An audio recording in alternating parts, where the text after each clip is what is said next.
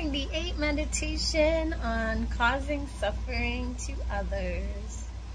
If possible, we should go and see the person whom we have harmed and tell them sincerely, I was unpleasant to you. I have made you suffer a great deal. Please forgive me.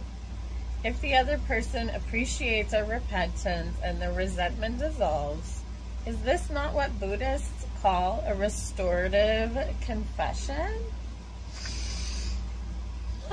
Happy meditating on causing suffering to others and asking for forgiveness, even if that person's not available, even speaking it out into the universe and forgiving yourself.